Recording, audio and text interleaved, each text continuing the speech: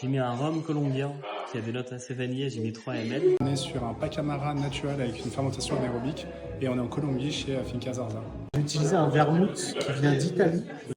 La finale des championnats de France 2026 d'Ibrix s'est déroulée dans les locaux de l'Arbre à Café. Place du Café y était, on a demandé aux finalistes leur café et leurs recettes utilisées pour la compétition. J'ai utilisé un café de chez Johan Vergara. Le nom de sa ferme c'est Finca Las Flores, dans la région de Huila en Colombie. Et la variété c'était un Java. Le temps d'extraction il est entre 2 minutes 30 et 3 minutes, parce que c'est assez aléatoire, pour extraire vraiment un maximum de sucrosité de l'Ibrique tout simplement. J'ai utilisé un ratio de 11,5 g de café pour 95 g d'eau. Et ensuite, je l'ai fait filtrer à travers une V60. Dans un pot, il faut qu'il soit chaud le pot. Et ensuite, j'ai mis on appelle ça un saccharum, le sirop de café. J'ai mis 12 ml.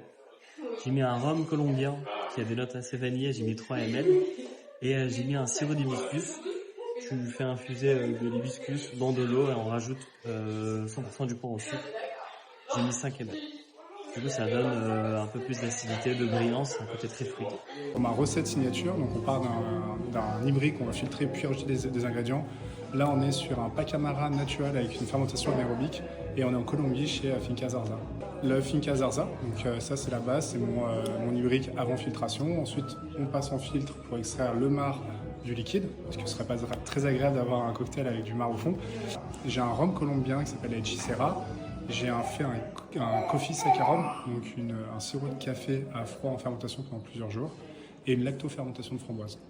J'ai une seule et même ferme, donc c'est Las Flores en Colombie, dans la région de Huila. Pour ma boisson signature, cette fois j'ai un Java, qui est une autre variété, une variété assez rare en plus, et peu utilisée en compétition. Donc un hybride filtré avec les mêmes ratios. J'ai utilisé 11,5 g de café pour 95 g d'eau.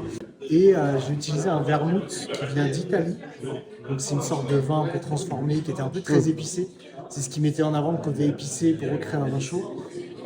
Et j'ai mis également un bitter, qui est pareil aussi un sorte de vin un peu transformé, qui vient d'Allemagne, qui ramenait le côté un peu écorce d'orange, très fruité dans ma tasse. Voilà, donc tout ça, tout ensemble, ça se rapprochait d'une aromatique d'un vin chaud